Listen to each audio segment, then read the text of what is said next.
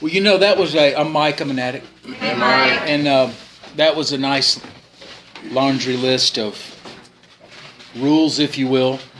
But part of the transformation of recovery, which I'm assuming that everybody in here has either been in for a minute or embarking on.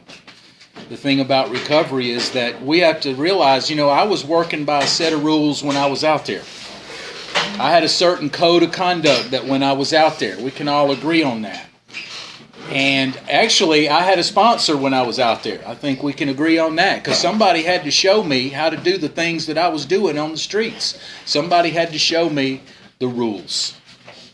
And when I come in recovery, it should be not as foreign as I want to make it out to be because there's sort of a new set of rules. I understand about following the rules. I understand already about having a sponsor. But this way of life is a little bit different because they're expecting me to let go of a lot of things that I really relied on when I was out there, and I understand that. I also understand that some of you probably, more than likely, have gone farther down in the scale of things than I did when, and there's a certain amount of judgment that goes on. You know, I've been in rooms where I can tell where I'm coming back from a deficit. Everybody in there's going, this guy, I don't know what he's talking about. Never mind, he's been clean for over 20 years. It doesn't matter. This guy, I don't know what he's talking about. Look at him. He's got a hat or some new shoes or something. He ain't lost everything. I don't have to listen to what he says. Well, let me just invite you to see that recovery is going to afford you the opportunity to, instead of be spending that money on that dope, you might want to go buy yourself a hat. And I highly suggest that you treat yourself to some things. And you know what's interesting is that I have found that things don't drive me, but it's nice to treat myself and reward myself every once in a while, maybe with a new pair of shoes. Now, I ain't fixing to go buy $400 Air Jordans. That's not going to happen. That would make, to me, that's just not going to happen. So I look for good deals, but I find me something. I'm just giving you an indication that there should be an improvement in my life, and I should have a few things as time goes on. And I did mention that there's been many years since I got here.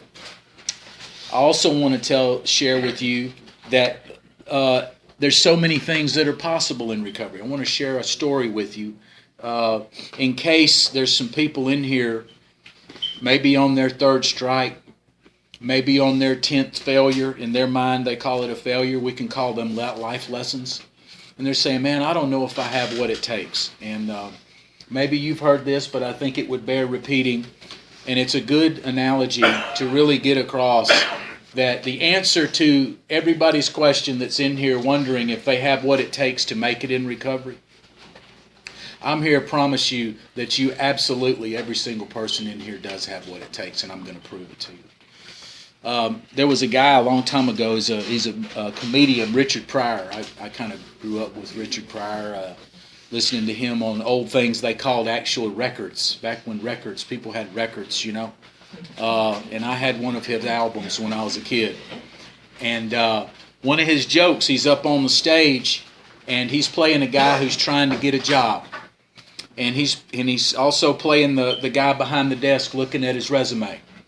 So he's playing the guy behind the desk looking at the resume, and he goes, Mr. Pryor, I don't know if you're what we're looking for. I don't know if you're responsible. I don't know if you're dependable. And he switches roles, and in his best drunken voice, he goes, what do you mean I'm not dependable? For the last 5 years, I've had a $500 a day drug habit. I ain't missed a payment. I know that's real. Okay, so there we go. We know that's real. And what do we know is real? The real fact of the matter is that he, as anybody in here that understood what I just tried to say is, I did what it took to get what I needed to get, and I didn't miss that payment. And this is not about making payments. We are well known for not making a damn single payment. But what I'm talking about is effort. What I'm talking about is the amount of energy that I was willing to expel on what I wanted to expel it on. Now I'm here to report to y'all that if you're in this room before, and I said you may be wondering if you have what it takes, and I know there's some folks in here scared about what the judge is going to say next month. when you got that court date. Scared of what's going to happen if I mess up again, and they've threatened me with something new this time. Wondering if you had what it takes. This analogy, this joke that I just told, proves that everybody in here has a reservoir of energy. You came in here with it. It needs to be expelled in the correct direction. The tough part is that, you know, it's tough to let go of those coping mechanisms, you know. And there was something I read out of the basic text. I don't have it on my phone, but I'll paraphrase. It says, do we really want to be rid of this selfishness and these things? Because there's a sick pleasure in familiar pain. I'm willing to stay with what I know than to step out into the unknown. And how true that is. How true that is. You know, I know what to expect from the legal system. I know all the tricks and all the things. Shit, some of y'all probably know more than some lawyers. And I'll give you some a little information about myself. I came in here failing out of college, get kicked out of my house, and my father was going to make me join the military. And in my time here, I have become a lawyer.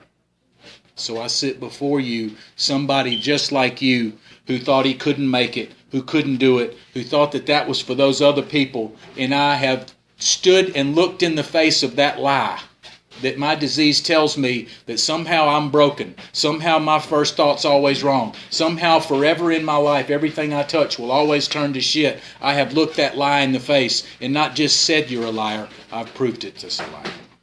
And I'm here to tell you that every single person in here can also do that, because there's nothing special about me. Now, it took a little bit of studying, but we're not going to get caught up onto that. Some of y'all, like I said a minute ago, know as much as some lawyers.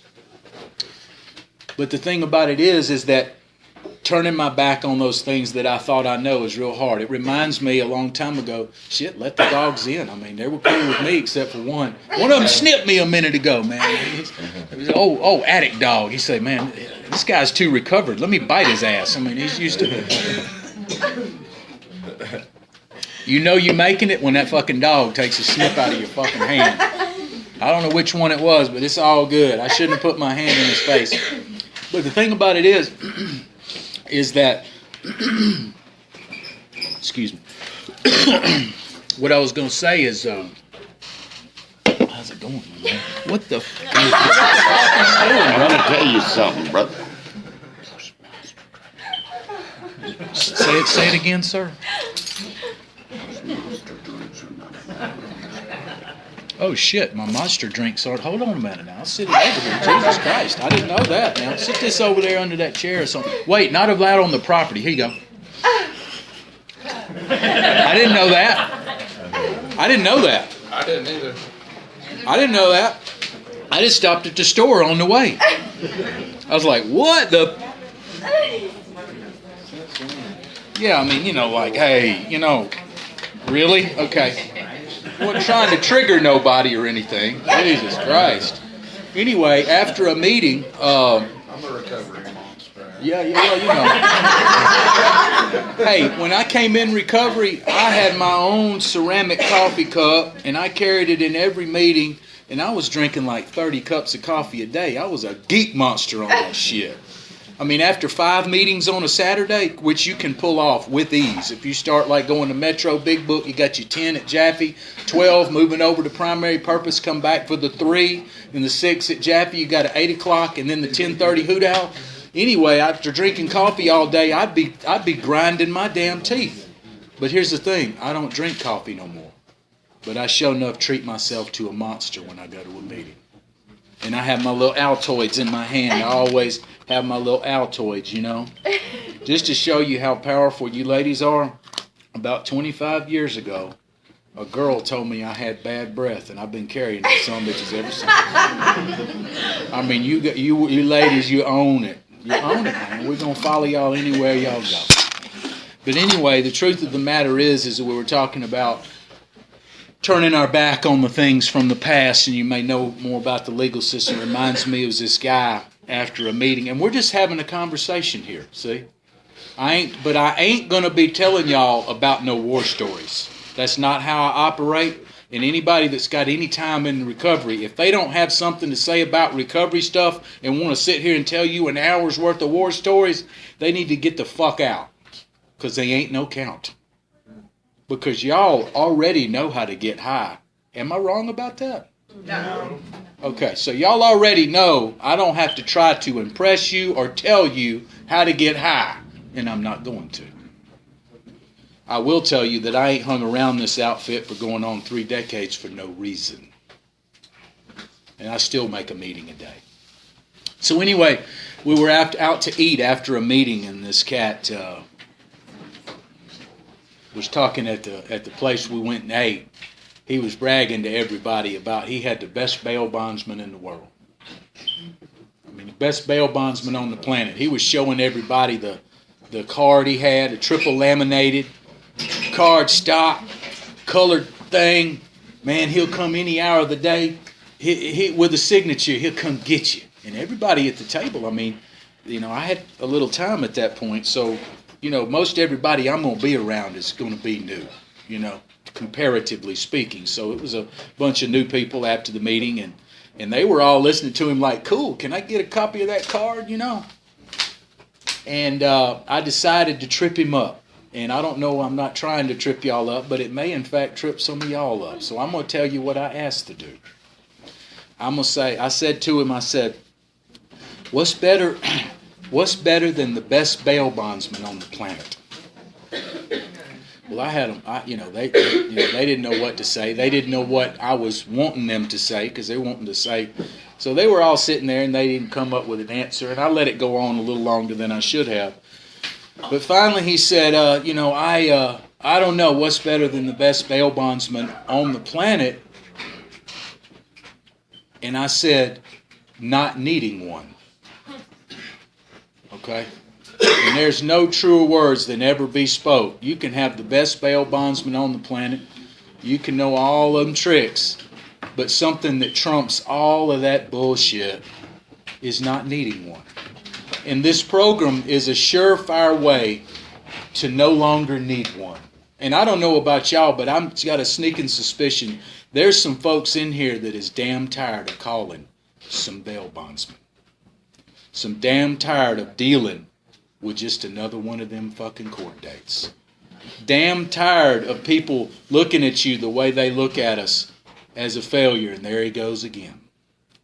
I can promise you that the thing that we have a knack for building back the trust from our families very quickly.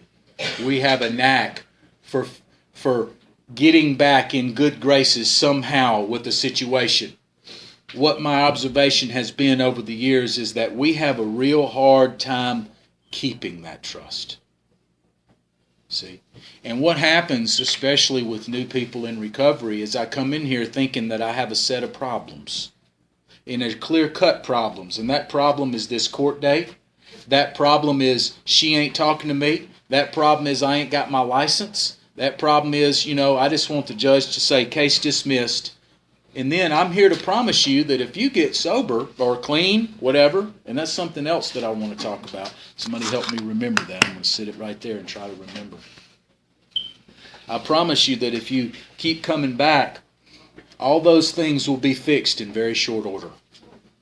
But then is the work just beginning, because the real trick is keeping those things from happening again. That's where the steps in the program come in. Now I hope I'm to assume correctly, because I don't see them on the wall. Am I to assume that y'all know what I mean when I say 12 steps? Yes. Okay, because I went to this outfit once. I thought I was going to be talking about the 12 steps and everything and the books and stuff. And they was looking at me like I was crazy. And none of them had ever even seen the book. I was at a distinct disadvantage. I was thrown off guard. That's why I said what I just said. I'm so glad that y'all know about the 12 steps, and y'all have at least seen some of the literature. It was at the Alethea House off Finley, which wasn't the same Alethea House that was in 87 when I came in. There was a place off 31st Street off Highland Avenue. It was the only Alethea House there was, and I remember going to some meetings there. I really do miss my early recovery days. I'll tell you, I learned a couple of lessons, and I learned one just the other night. Well, not learned it, but fell into its trap. I grew up in recovery going to CA and NA early on in those days. CA had just been formed in Birmingham, and there was a blood feud going on between CA and NA at that time. I did not show up to AA for about 3 or 4 years because in my mind that was a bunch of old dudes, and I wasn't studying that shit because I wanted to be around some honeys. You know what I'm saying? I'm still a dude, right? I ain't fixing to sit in no room with no old dudes, man. That's not fixing to happen. So I was young. I was 22 when I came in. So the only young people were in NA and CA. So I was going to NA and CA. And at CA, we use the big book, Alcoholics Anonymous. Has anybody heard of that before? Okay. At NA, all they had back in those days was the basic text. I know you've heard of that before. Now they have It Works, High and Wide, and the Step Guide, but that came out about 20 years later. But there was a certain set of terms that, I very quickly learned that if you're going to go to different meetings, you better get straight on the terms that you use. And I'll tell you a story. It is a real story, and it really happened. So I learned by trial by fire. I went to NA Old South Avondale, which when it closed some years later, it became Palisades over there off Valley Avenue. Maybe some of you have heard of Palisades, but all the old people except for a couple are dead and gone. But anyway, it was at Old South Avondale, at least 100 people every night. And I was new in recovery, and I had not yet had me a piece of recovery apparel, meaning a hat or a shirt with the emblem of the fellowship, which I highly recommend you get, and hold on dear. And it was the first hat that I had. It was a CA hat. It had the emblem on it, and I was so proud of my hat. And I would hang my little chip off my belt loop. Every new chip that I would hang it off my belt loop of my pants. And I was wearing it as an outward symbol. I wasn't, because I was only hanging around with people in recovery, What I realized very quickly is those friends that we talked about, funny thing, not a damn one of them came to visit me in treatment. Not a damn one of them give two shits about me trying to get help. But let me invite you to see, and some of you may experience, and some of you may experience to your peril, if you go back around those folks, they're going to offer you the first one for free. That's a real friend, ain't it? That's a real friend there, buddy. Yeah, that's the guy that he knows damn well you're sure enough an addict, and he's going to try to pull you right back in that shit. That's the one, the first one you need to stay away from. What I have found is that I have been around recovery people, and that's a good place to be early on because it's safe. But I'm here to tell you that even in here, you're going to have traitors, and you're going to have people that are getting high and lying about it. So you're going to have to be really careful. And NA says a statement, and there's no truer statement in the recovery planet. And it says, my thoughts need to be on my new associations. And my friends, that is a fact. Good. My thoughts need to be on my new associations and who I'm hanging around, because especially if I've got some court stuff, I need to be real damn careful that I hang around people who are trying to get better, and not somebody that's going to slide something under the seat of my car when they get into it if we, get pulled over. It's an interesting story. One of the first times, and I'm still going to come back to this thing. I remember what that was for. And I also remember the CA hat story that I'm going to tell you, and I'm not going to forget about that either. This was the first time, one of the first times that I got pulled over. Not first time, but the real first times. You can get pulled over for a ticket. But I'm here to say that when I see a cop behind me, I don't get that white-faced, flushed, scared to death feeling that I know some of y'all know what I'm talking about. Because they are no longer after me. I am now an officer of the court. That's what a lawyer is. It's an interesting dynamic that has taken place in my life. So when I see them, they are not my enemy anymore. And I convinced myself they were my enemy, but the truth of the matter is that every time I got in trouble, I had done something. Reminds me of Jim Carrey. If you recall, there was a movie called Liar, Liar. Some of you may know what I'm referring to. In that movie, he had to tell the truth for 24 hours, if you recall. And he goes back to his office, and one of his clients calls his secretary and says, so-and-so fuck up wants some legal advice. And he grabs the phone and he says, what? Somebody help me. Stop breaking the law, asshole. You know what? I needed somebody to tell me that good legal advice. And the truth of the matter is these programs have helped me to stop breaking the law. This asshole has learned how to stop breaking the law. So I got pulled over one time in Mountain Brook, and they pulled me over and they got me out of the car. Ran my stuff. Must have ran my tag for some reason. My name's Michael W. Smith. He came up. Mr. Smith, and this is Mountain Brook now, so they got nothing to do but rouse some folks. He said, Mr. Smith, you seem to have a warrant out for your arrest. You know, and what's interesting is there's some people in here who say, really, that is so cool. My idea of what's cool has changed. Because I don't, when I got in here, oh yeah, I remember hearing them after meetings. They'd be bragging about, well, my Alabama inmate number's lower than yours. That means I got more street cred because I went to kill. I was hearing them. I was like, dude, do you realize how that sounds? What kind of award are you trying to get? I've seen them in meetings. It'll take over an entire meeting like a disease. Everybody's trying to brag. No, I smoked up 2 houses. Boy, I got you beat. Man, I tipped up a BMW, smoked it to the bumper, and all of that shit. And I'm like, well, okay, you can have that award, player, because let me tell you something. That shit don't work here. That shit got no place here. That's that street shit that is not cool anymore. So I get pulled over and they get me out and they say, Mr. Smith, you seem to have a warrant for your arrest. True story. And here's what I said, and he did not like this. But I will here to report to you that I enjoyed it immensely saying it. And I said it because I meant it.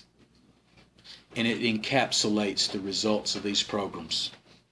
He said, Mr. Smith, you seem to have a warrant out for your arrest. His other buddy's back there touching his belt, ready for anything. You know the look. And here comes another car. You know you in trouble when 2 show up. Yeah. In Mountain Brook, they'll show up with 3 because they got nothing better to do. And he said, Mr. Smith, you seem to have a warrant for your arrest. And I said, and I remember saying it, and I remember where the car was, I remember where I was standing. I said, you must have made a mistake. I think you need to go check again. Now, maybe you've said that before, but not in this context, because I knew for damn sure there wasn't a bug stain on my record, and there isn't now. So sure enough, he went and checked, and it was some other Michael W. Smith. And I went on my way. And I've been going on my way ever since. So I'm at that other NA meeting. Remember the CA hat story? We're going to come back to that. See, we're just having a conversation. But in the middle of all this conversation, what I'm trying to interject in some of these things is recovery lessons, recovery results, recovery confidence, recovery transformation of thought and attitude. That's what I'm trying to convey. That's by simply me talking to y'all. And if I upset some folks and run some folks out, I'm used to it. I've run them out 10 at a time telling the truth. What you'll find is that sometimes you have to tell the truth and shake people up. This disease does not respect somebody patting it on the head and say, we'll love you till you love yourself. It's okay, baby, and co-sign my bullshit. Sometimes I need somebody to hit me over the head with the 2x4 of truth, and then you will find you have my undivided attention. So I needed somebody to call me on my bullshit and tell me I didn't have it all figured out. That maybe I wasn't as cool as I thought I was. That maybe that shit I was trying to brag about, maybe it didn't belong here. And then I found myself with nothing to say because it's all I had to say. And the real trick here is working the steps, having some living experiences, and accumulating some new things to say. Because the newcomers need to hear that you were there, but now you've had a transformation. So I'm going into that NA meeting. And I got my new CA hat on, and I'm real proud of it. It's brand new. Ain't even got a smudge on it. You know what I'm talking about. If you go get that brand new pair of Nike Kicks, the white ones, and you just know, you don't know where it's going to happen, but that first smudge is coming. Damn it, that sumbitch is coming. Ain't nothing you can do about it, but it's coming. And when it comes, it's like, damn it, they're just not perfect anymore. Well, this hat was perfect at this juncture. So I walk it in there, and we're sitting in the meeting, and I'm loving life because I'm talking about two of them girls and got a phone number of another one. And that's all I knew early on. I had 30, 60 days. I wasn't some guru. I couldn't quote the book like I can now. Had not worked all the steps. I was enjoying this new way of life. And believe me, if you're new, you're going to do the same. But let me give you a piece of advice if you allow it. Whatever you do, please keep meetings and keep recovery people the mainstay in your life. And you can have a date. As long as y'all go to meetings. See, our problem is we meet somebody in recovery and we go Netflix and chill and ain't nobody seen us in 3 months. We take hostages. Right? Where'd they go? Well, see, the problem is that where'd they go is they done gone somewhere. The trick is you have to stay and you can still live life and enjoy things. So I went in that meeting and me and my buddy were in there and I'm loving life. I got my new hat. I probably even adjusted it a few times, which was my mistake because I drew the attention of an old timer in the meeting. Thule, I'll never forget it. And she was an old timer at that time. I think she had 2 years then, which don't sound like an old timer to me, but to you it might. But she had some time. That's a long time if you're new. Shit, 60 days is a long time if you're fresh. When I give out chips, I'm still thinking, when I'm thinking 30 days, I'm like, damn, that still sounds like a long time without doing things. 30 days without doing something? Holy hell. See, that does sound like a long time. But my promise to you is as the years go on, it's one day at a time, and you'll look back and you'll go, you know what, I've spent a lifetime here. Came in when I was 22, I'm 52 now. Just turned 52. And I know I don't look it. And I ain't supposed to be wearing this hat. This ain't the hat of 52-year-old Wells, but fuck it. I like my hat. I was reaching for my monster. Homie took it. Yeah, he just got me a little resentment. It's okay. I'm going to deal with it. No, I'm just fucking. I didn't know that, though. Y'all should have told me that. Y'all shouldn't have let me sit up here with that damn monster. I never heard of that. Now the boss man is going to hear I'm coming up in here with contraband and I'm going to get all kind of trouble and stuff. Anyway, so I'm sitting in the meeting and I draw the attention of Thule. And you know at NA, they got 20 readings, right? I mean, it's 7:30 before they who, what, when, why, where. And they're in the middle of all them readings and Thule, some of you may be old enough to remember when E.F. Hutton speaks, people listen. She said in the middle of one of the readings, hold on a minute. And you could have heard a fucking pin drop. Because everybody was looking around because nobody's going to say shit. She's the old timer. She's the chairperson. Hold on a minute. I'll never fucking forget it. And we got 100 people in there, and I'm wondering what everybody else like, what happened? I love me some new drama, because I was a drama king. I want some drama. I want some chaos. That's also something I want to report to you, that I understand if you're new, the need to have drama in your life and always some bullshit going on and somebody to tell about what this bullshit's going on. That's drama shit. What I'm here to report is if you work the steps, your life is going to get a lot simpler, and you're going to find that the amount of drama in your life and chaos is going to be drastically reduced, and that's a good thing. It's something that we should learn to appreciate.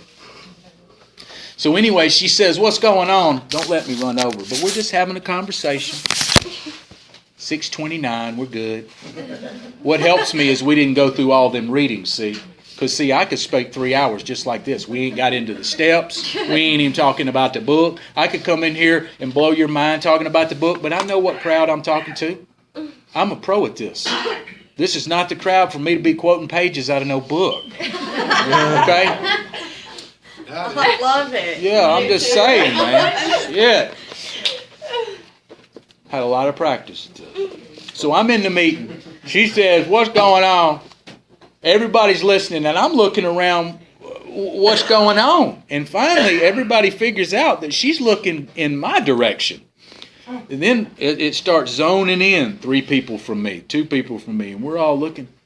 How is she looking? Where is she looking? And we're looking, and they figure it out. It's me. Yeah, you. What is that you got on your head? And I didn't even know enough to even feel like I'd done something wrong. I said, that's my new CA hat. Just like that. And she said, you're in the wrong place. I think you need to leave, and you can take your friend with you. No, it was because there was a blood feud going on between NA and CA, because CA just started in Birmingham, and some of their prominent members mutinied and came and started CA. So they hated anybody that was CA. I didn't know this. I learned this later. So I walked in there. It was the Hatfields and the McCoys, and I busted up in there with my hat. I didn't even know it, man. I ain't kidding you. So what I was talking about is the set of terms that I had to learn by trial by fire about what to say at NA and what to say at AA, because I really learned that if I didn't want Thule or somebody like her to say something to me, when I go to NA, I need to say I'm an addict and not an alcoholic. When I go to NA, I need to see basic text instead of big book. When I go to NA, I need to say clean and not sober. When I go to NA, I need to see HP instead of God. That's just the way it is. I'm sorry. When I go to NA, there's just a way of talking that I had to learn, because I didn't ever want that to happen to me again. So when I say I learned trial by fire, there's a lot of people that have come off a lot of that NA hardliner stuff. And believe me, you go to AA and say addict, you got one of them that's going to do you that way. Don't come to AA and talking about your drugs. They're going to say, hey. But see, here's how I get it. If you go to AA, here's the trick that I find. Oh, God, I get it over on them, and I just push it right up to that line. That's what we love to do. So I'm going to tell you how to push it right up to that line. This is what I'm talking about, is about when in Rome do as the Romans do, and what I'm talking about is fellowship respect. And what did I start talking about? I've got to learn a new set of ways of doing things. When he talked about those rules, this is a new way of rules, that I'm used to old rules, but there's new rules. About respecting where I go is important. Because, see, we come in here wanting to be rebellious, and it's so cool to say, fuck you, man, I don't care what you say. Well, you know what? That ain't going to work for you very long in recovery. So if I want to respect where I go, I'm going to go to AA, and I'm going to say I'm an alcoholic. If I go to NA, I'm going to say I'm an addict. But at AA, if I want to be able to share what I want to share, here's how I get up to the edge. I say, solid alcohol. Ooh, yeah. That's right up to the edge, baby. I got my toe right up to it. See, I can share what I need to share. I don't talk about drugs. I don't say drug names like NA don't want you to. But I say solid alcohol. Because what that tells us, I did more than just alcohol, which I am quite certain that most everybody in here has. So I highly recommend you just consider that when you go to these meetings, it would actually ingratiate you immensely to an old timer. That means he would like you. If you go up to him and say, hey, I want to show respect, could you tell me some of the terms I'm supposed to stay away from here? They will love to tell you. They will love to tell you. You're their new best friend. Because they're used to people like us coming up in there trying to test them and show disrespect. It's just a new way of guaranteeing my safety here, because I want to be able to go to a meeting and feel safe. And one surefire way to do it is to show respect when I'm there. And then I can be more under the protection of the old timers that are there, and they'll watch out for me a little more. So that gets me to what I had these sitting here. And I think I just covered it, because I almost covered it.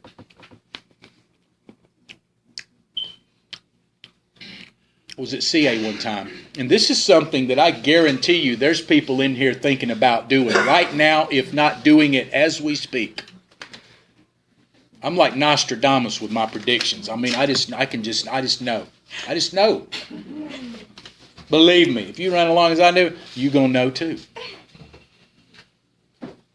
This guy at CA picked up a 5-year chip. And you know how it is when you pick up chips. Yay. Picked up a 5-year chip at, I got a better story. This is even better, but it gets across the same point. This is even better. It was at HA. This chick, you know when they give you the newcomer chips, everybody claps. Okay, homegirl goes up there and gets a newcomer chip. She goes and sits down. They said 30 days. Baby girl gets up and gets one of them too. Okay, you know, maybe she just got out of treatment. 60 days. Here she comes. People starting to look around. What's going on? It's very rare. Here she comes for 90 days. We know we got a problem, but nobody's got enough balls to say anything. They've just never seen anything like this. Here we come 6 months. Oh, girl comes up again. Finally, somebody says, hey, how long do you have? 8 years. I guess she was going to pick up everyone along the way. I don't know. We would have been there at 10 at night. 8 years. So everybody claps. She gets the 8-year medallion. God's honest, you can't make this shit up. But I'm making a point. 8 years. What do we always ask when somebody picks up a medallion? How'd you do it? Yeah. Well, for 6 years, I smoked crack. That's a quote. That's a quote. You can't make this shit up, man. No. That's exactly how it went down. You couldn't make that shit up on your best day. But what does it prove? What is the lesson to be learned? And this is a huge lesson. This is... It's funny in CA when people would pick up chips, at the end of it we'd say, keep coming back, don't smoke no crack, after we would sing birthday. Going way back now. People don't really sing that anymore. But what is the lesson? Oh yeah, we're good. We're good. I love it when I'm good. I hate being rushed. I like being relaxed. See, because I can be myself when I'm relaxed. I don't like being rushed. So, what was I saying? I'm testing y'all. What's the lesson? What's the lesson? She said I smoked crack for 6 years. She's a couple of girls picking up an 8-year chip. Something don't make sense. Well, that's the reason it don't make sense. Because it was just like the CA story that I was going to tell you. Cat picks up 5 years. I don't call him out in the middle of everybody, but I happen to know he just picked up a 5-year chip for cocaine, but he was drunk 60 days ago. Now, I know this. So I catch him outside. I say, hey, bro, I soft-soaked him. I lured him in, and then I whacked him over the head with that 2x4 I talked about.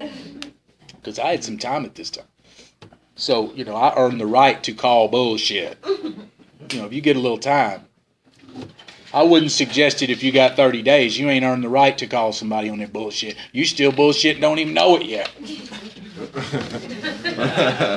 me, I was there. I'm not fucking claiming nothing I ain't, Hey, look at here. I'm a product of my environment. Anyway, so I catch him outside and I say, bro, that is so cool. 5 years, man. That is just great. I said, but let me ask you something. Well, weren't you drunk just a minute ago? And he said, and this is the lesson. Oh, but this is CA.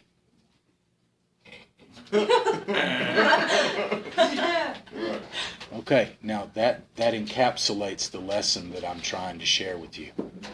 Old girl was at HA, and she thought in her mind and believed that chip only meant heroin.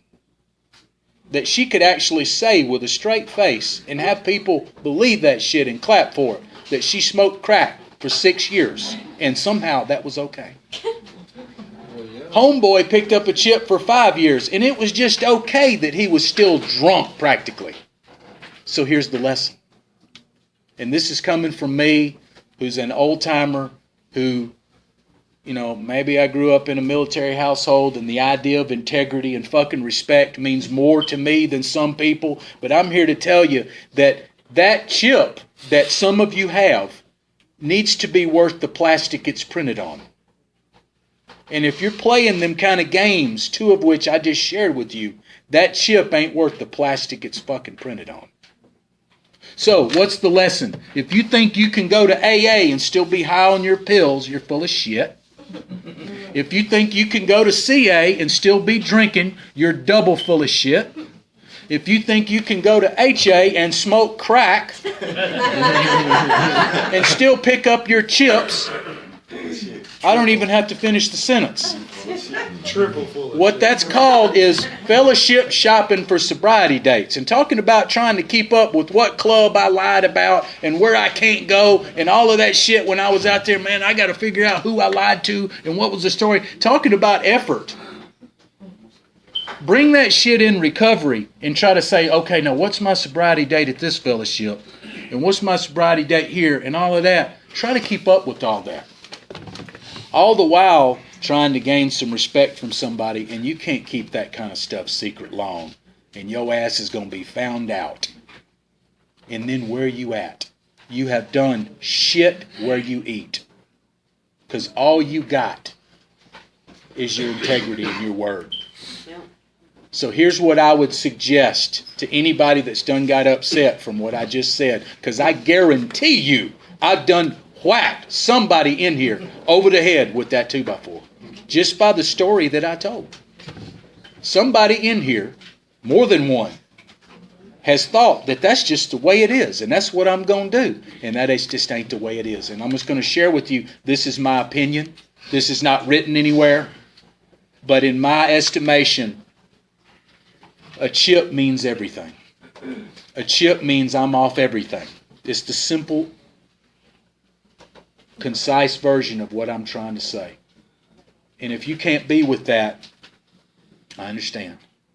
But if you can't be with that, you won't be here long. Because here's the truth of the matter. What's fortunate for those that are fortunate are the ones that drank alcohol. And here's why I'm going to tell you that. I'm going to explain it so you understand exactly what I'm saying. So there's no misconstruing what I'm saying. I'm going to explain it in a way that you'll understand. All right, because here's the logic. Here's what happens to people. And I don't want it to happen to you. That's why I'm telling you the story. And it don't have to happen to you. All right. If somebody did heroin, I'm just giving an example. And maybe I'm not supposed to say the word, but whatever. Somebody did some other stuff that's not alcohol. What's the first thing that they're going to think they can do because they never had a problem with? Drink. Thank you. That logically makes absolute sense, doesn't it? I never did alcohol. I did this, or any number of 100 things that weren't around when I was a kid. Maybe there was around. I'll tell you though, I never got to have that alcohol that's got them gold chips floating in it. I never, that shit, man. I mean, I'm making a joke, right? I'm making a joke. What I'm saying is there's so many things that's come about since I've gotten clean and sober. But the program helps keep in my mind, and this is what recovery will give you if you stay in it. This is the ability that recovery will give you, the ability that I always was missing. And Grace Slick said this. Does anybody know who Grace Slick is? One person. When I came in, Grace Slick was in a band called Jefferson Airplane, and I just got out of treatment. It was the year that Grateful Dead Touch of Grey came out, and they were playing it all over the radio because it was one of their first mainstream songs. And Grace Slick said on the TV, because she was telling somebody that she was an alcoholic, and they were actually interviewing her because it was one of the first people who was a celebrity that was in recovery. Now a lot of people are. And she said this on TV, and I swear this I've carried this with me. She said the problem was all I could see was how alcohol and drugs worked for me. I couldn't see how it was working against me. All I could see is what it was doing for me, not what it was doing to me. That's what she said. And see, if you stay in recovery, I promise you, you're going to have the ability to keep it in the forefront of your mind, what it was doing to you. Because if I stay away from it, if I run off and Netflix and chill, with a chick or not, if I stay away from meetings for long enough, my mind's going to start trying to tell me, look what that shit was doing for you. And I'm going to forget what it did to me. I need to be reminded constantly of what it did to me. I tell you how, okay, so I've covered about fellowship, respect. I've covered about what the chips mean. I've covered about the integrity of it all. I've talked about how I was once there and now I'm here, and you can too, because I'm nothing special, but it's going to take effort. And I already talked about how we were willing to do the effort to not miss that payment, and everybody's in here's got it. Let me tell you what I call. Would you be willing to take on sponsorship? Like, what that do for you? To have a sponsor? Sure. I'll talk about that. Absolutely. I think it's. This is perfect. Because I've got a. There you go.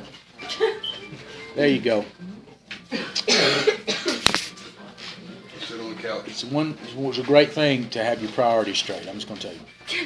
So the thing about it is that that's a good question. And I got a great answer because I remember this is like 91. And I thought that I wanted my sponsor to be somebody that wore a suit, because my father was in business and he was making me go to college to major in business. And it's a funny thing, when I got in recovery, I started making A's and B's. It's the damnedest thing. I promise you it's possible. I mean, now I have 30 letters after my name anyway. You get addicted to different things, but I thought I wanted my first sponsor to have a suit on. So I went and asked one of the guys down there, because I had started going to AA at that time. And there was some of them old dudes that I was talking about. And I asked him to be my sponsor. And this is a true story. And this was very disappointing to me. And this is something that's real important to you as newcomer people. Please don't put somebody on a pedestal. If you put your entire faith in existence on somebody that you look up to in recovery, and you hang your recovery on them, and they fall from grace or get high, I'm here to tell you, it's only natural. It's like your thoughts will be like, if they can't make it, I know damn well I can't. And I've seen a lot of people go out behind that. So here's the lesson. You want to get you a sponsor? I'm going to talk about that. But my point is that stay strong in your own recovery and realize nobody getting high is important enough to make me throw my shit away. So I asked this cat to be my sponsor.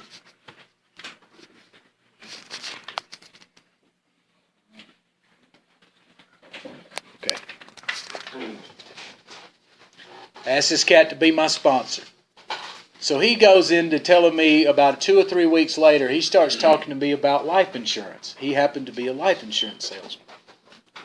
He starts talking to me about annuities and shit. Now I know what it is. One of my designations is in finance stuff, but I didn't know what that was, and he was trying to explain it to me. And he wanted me to invest in myself and buy one of these annuities. And I didn't know what it meant, but after about a 30-minute conversation, I found myself out in my car, which was my first car, because I didn't have a license my first year and a half. I had to retake the driving test, retake the written test, because my shit had got revoked, okay? So I had to wait a year and a half before I could even go get, and I did not get behind the wheel. And just to show you some willingness, I had to walk to some meetings, and I remember many a meeting. I always had me a little knapsack with my stuff in it. And after the prayer, before everybody let loose of their hands, I would say, "Hey, is anybody going that way?" And I would just point. I wouldn't say where. I would just point to which way I lived. And somebody a lot of times will give me a ride. But they can always tell if you're not willing to walk. I was willing to walk, and sometimes I had to. And I made my meetings, and I did what I had to do. And I got my license back, and the rest is history. So what I'm saying is that you may be tested. How much is this really worth to you? I hope that you rise to the occasion, because it's worth everything. And early on, I would have told you that recovery has taken everything away from me. All my fun, all my friends, the ones we talked about that didn't come. Yeah, them friends. What I'm here to report is that recovery has not taken anything away from me. It's given me the opportunity for everything. The real trick is taking advantage of that opportunity. So I found myself out in my car because I had my first bank account and I had me a checkbook in my car. I'll never forget this as long as I live.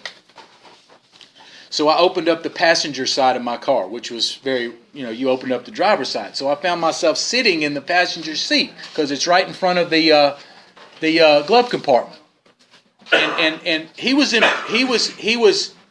dominating me. I know what it was now. He's old and I'm 22 and I don't know shit. Maybe I was 24 by that time. So I found myself fixing to write a check. And I don't think I realized what it meant. The only way this thing could work is I've got to write this check every month. For annuity to work, I've got to write it every month, and it accumulates money over time. He's trying to sell me this shit. And I stopped mid check. And I said, I don't think I'm going to be able to do this. And this is what I'm talking about. What is a sponsor and what is the right reason? Stopped mid-check and I said, I don't think I'm going to be able to do this. And he said, if you're not willing to help yourself, I'm not going to be able to sponsor you. Now on the surface, it sounds like that's a reasonable statement. But here's the thing. Sponsorship in recovery should have nothing to do with life insurance.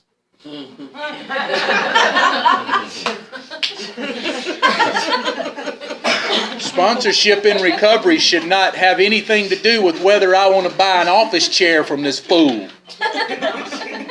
You feel what I'm saying? He took advantage of the very thing that he should have been holding dear. His duty to me, to show me the steps. And what did he do? His selfish fucking ass tried to sell me an annuity. And then when I said I couldn't do it, he said, I can't sponsor you.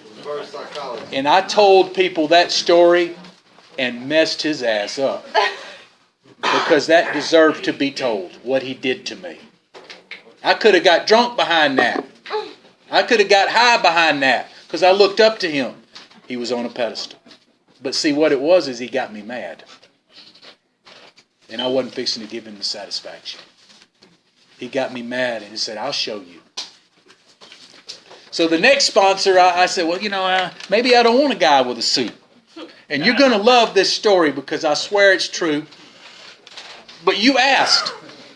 And I'm going to tell you the right answer, but I'm going to tell you how I fumbled around and fucked it up for a minute. The next cat that I asked to be my sponsor, because at that time, I'm not saying I'm just not as pretty as I was, okay? They were all chasing after me. I could have whoever I want. And I was steady breaking hearts and creating me a rep that you can never escape from. So my advice to you is do not misuse the love word and tell women what you think they want to hear just so you can get them in bed. Because that shit's going to come back on you. Be honest. Be honest. Don't lie. Do not lie. I lied. And I hurt some people. I'm here to tell you the lessons I've learned. What am I supposed to tell you? Some war stories? If I don't tell you some truths, man, you ain't never going to hear it. Because I know you ain't never going to hear somebody come in here and tell you the stuff I'm telling you. I've been to enough speaker meetings, I know. I know what they talk about. They talk 50 minutes talking about war stories and 5 minutes of recovery if you're lucky, and then the hour's up and you leave wanting to use more than when you got there. That's the God's honest truth. I know it for a fact. So, I remember this because I was in a meeting, and you know you done messed up. When you in a meeting and there's 4 chicks in there glaring at you like they want to cut your tires, and you up in there with a new one, and you trying to hustle her up out of there before they cock block her. You know you done messed up. It's done got real. When you done got 4 deep up in there that you done been with, and they're hating your ass, and you got up in there a new honey and she's fly, and you trying to skip her out the back door after the meeting so old Patty don't say shit. Oh my goodness. So I thought I was a badass, but here's what I said. I met a cat that had talked about how he was in a meeting with 6. And I said, I want him to be my sponsor. I shit you not. I remember his face. I can't tell you his name. He's dead and gone. Didn't stay sober. Didn't stay clean. But you see what a messed up reason to ask him to be my sponsor? Because he was a bigger player than I was? Lord, Mike, I'm lucky I'm still here. But I'm saying we can fall victim to these old ideas that I bring in recovery. I can bring that old stuff in here, and I can think what I think is supposed to be. I could be mistaken. I would think is what's cool. I certainly was mistaken. He didn't know shit about recovery. He didn't talk to me about step 1.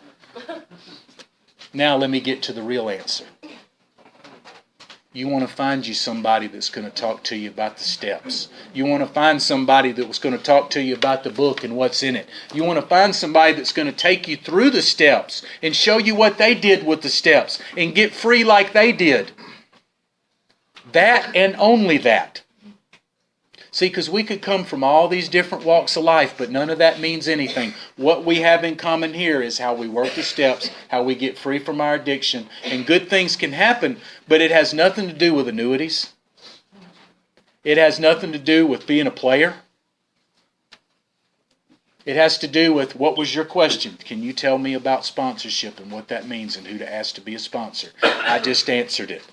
I answered it by saying what I did wrong, how I was mistaken, and I answered what the correct answer is. Find you somebody that will take you through the steps. That means if you get somebody and you get their phone number and they say they're going to be your sponsor and it goes about 2 or 3 weeks and they ain't had you do anything, they ain't had you read anything, they ain't discussed no steps with you, they are not a sponsor. You need to get you somebody else. Because you got plenty of people you can hang out with. But our very lives depend on this, right? Let me tell you before time runs out on me, and it's getting close. But I think we've had fun here. We've had a conversation. But I've covered a lot of material, and I think every single one of the bullet points and the major things I've talked about are very worthwhile things for new people to hear. I want to share with you about one of my recovery firsts. Recovery first, F-I-R-S-T-S.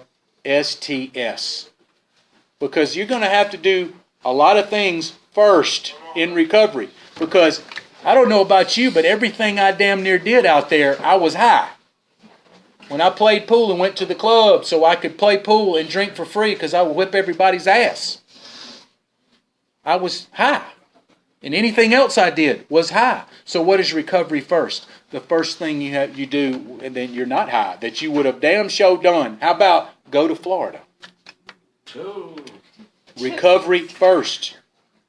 And I'm going to tell you a lesson that I swear is gold. Because it encapsulates how recovery works. It really does. Me and my buddy Jimmy, the one that had the car early on, and me and him made 160 meetings in 90 days because he had the car. He didn't go to treatment. I went to treatment, but I didn't have the car. And me and him together was going around. And I enjoyed some of the best times of my life. So I hope you enjoy your early recovery life, because as life gets a little more difficult in life later on, things like responsibility, things like actually making payments, you'll look back at your early recovery days and think, man, those are some of the funnest times I ever had in my life. The carefree days when I didn't know some of the things that I know now. So enjoy it. So me and my buddy Jimmy, it was our first trip to Florida. I want to share this with you because some of you may want to go to Florida the first time. Or you may want to do something else the first time. And the real lesson of this is how the program works. So, where's the one place in Florida, if you're in recovery and you're at least half-assed trying to stay clean and sober, where's the one place you think, maybe I don't need to go there? Thank you. PC. A damn fool is going to go straight there, right? So, what did we do? We thought, we want to go to Florida, but we don't think it's any too smart busting up in PC. So, how about let's go to Gulf Shores? Now, we're talking about way back in, let's just say Gulf Shores wasn't nothing then. Gulf Shores ain't Florida, I don't think. Well, whatever. No, it's Alabama. Really? Okay. You got me. You got me, man. I always meet somebody clever than me. He's right, though. Is he right? He's fucking right. It ain't Florida. Let me change the whole goddamn story then. How about let's go to the beach? Can we be with that? Is that okay with y'all? Can I continue the story? If you're going to learn, if you're going to tell your story, never let a heckler have the last word. Ever. And I've been heckled by the best. And I'll be up at the podium. But anyway, that's neither here nor there. So, we decide we want to go to Gulf Shores. And we're going to camp because we ain't got no money. And we want to go and enjoy some beach. But we're still scared because the only thing that the beach ever had to hooked up with was getting high. And it was scary. And it is going to be scary stepping out and doing some of these things first. Now, I'm not saying maybe you should go to the club with 30 days. I mean, when Daniel came out of the lion's den in the Bible, he didn't say, hey, fellas, let me go back in there and get my fucking hat. You know, he knew the damn truth, didn't he? He obviously knew something that we don't know, because I've seen plenty of folks get right up out of the lion's den and walk right back in there looking for something. And they for damn sure find it. And it ain't what they was thinking. Because the first one is not always free. So we bust up at Gulf Shores, we get our tent out, and we get our little camp. We're riding toward the Gulf State Park campground. The Gulf State Park Resort is not there anymore because it got blew away years later in a hurricane. And here's the encapsulation of almost everything that I've talked about today. We were scared to go, but we were stepping out.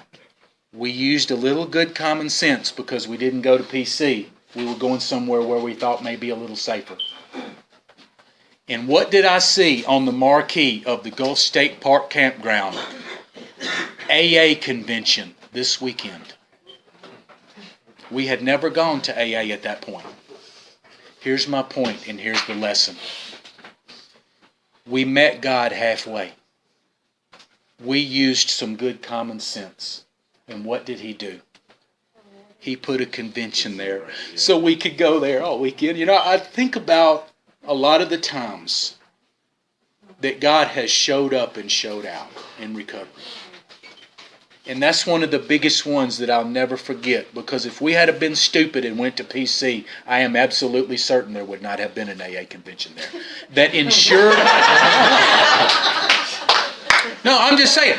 That would have ensured our safety, because we were there every night during the weekend, and we enjoyed our Florida trip, and we had recovery, even if we had not yet gone to AA. It was recovery people. It was safe, and it was a place that was placed there for us. I have to look at it that way. Mm-hmm. Absolutely. That we played our part, and God played his part and rewarded us because of our good common sense. So the real lesson is, we can pray all we want in here, but we got to put feet to our prayers. Because if I'm starving and I lock myself in a closet, God ain't shoving an Oscar Mayer through the keyhole. Okay? Big G, just do it all. I want the world to bow to me because I'm not drinking and doing drugs. Let me tell you something. I don't deserve a reward for doing what I should have always done. I go to my grandma and say, hey, guess what, grandma? I got 30 days sober. And she says, so what? I got 82 years sober. Go in there and get me some sweet tea. See, so I got a distortion of values, and I think the world owes me something because I'm not robbing their shit. And believe me, the world is glad I'm in meetings. They are all glad I'm sitting here because if we're in here, we're not out there messing their shit up. So I need to put feet to my prayers, and if faith will move mountains, I need to bring a shovel. That means I need to do my part. And if that beach first story, I'm sorry, bro, I don't even know who said I can't even see back there. I was just messing around. But the thing about it is, it's true though. I'm going to change the story. I'm not going to say Florida anymore because nobody's ever called me on that. You guys say, he's pretty smart, man. He caught me. I've been caught like that before. I've told that story 100 times over 30 years. All right, so the point is that we got to do our part in recovery. And I've got to earn my seat. Even though they say the first one's free, the white chip is free, it cost us a lot to get that white chip. Let's cherish it. Let's respect it. We talked about the chip respect and what it means. Let's respect where we go. We talked about fellowship respect and not trying to test the waters and offending somebody that goes there and showing the respect. We talked about the possibilities that recovery can bring. I came in here broken, and I've been able, through my effort and God showing up and showing out, to accomplish a few things in my tenure here. I want to tell you that I appreciate you letting me come to speak to you. I apologize if my monster triggered anybody. I did not know. It will not happen again. But I think it's a good rule. I'm not going to discount the rule. I didn't know about it, but let's talk about it for about 10 seconds. I think that I think even those things can be abused, and if we're early on in recovery, we do not know the word moderation, and it's not even in our vocabulary. So I think that's a good rule, and I apologize for coming up in there. I should have thought well. I didn't think about it, but I think it's a good rule, and I think we should follow it. But I will say this: I don't think you should try to quit smoking cigarettes or drinking coffee. Because I believe that we need something. Because I'll tell you this story and I'll end, and this is the God's honest truth. This cat came in the meeting, I swear to God, he said, and he was saying it at multiple meetings. He was telling everybody that would listen, man, I'm going to quit alcohol, I'm going to quit drugs, I'm quitting yeast, I'm quitting sugar, I'm quitting this, and I'm quitting that. And he was quitting everything. He was shooting dope in his neck in 2 weeks. God's honest truth. So baby steps in recovery. If you quit alcohol and drugs, you're going to find cigarettes serve a purpose early on. Let me just break it down for you. I tried to quit too early. I was a raw nerve. I was cussing people out right and left. I tried to quit. I said, give me them cigarettes. I'm turning into a raving lunatic. So I say smoke up and drink your coffee and limit it to that. Because let me tell you something. Just like old dude, you try to take everything away. I know what happened to that cat. Now, I have since quit smoking. I quit smoking on November 20th, 2000, and I haven't smoked since. But that was I smoked for a long time up to that, and I do not recommend not a single soul in this room quit smoking. I say start, because I didn't start smoking until I hit drink.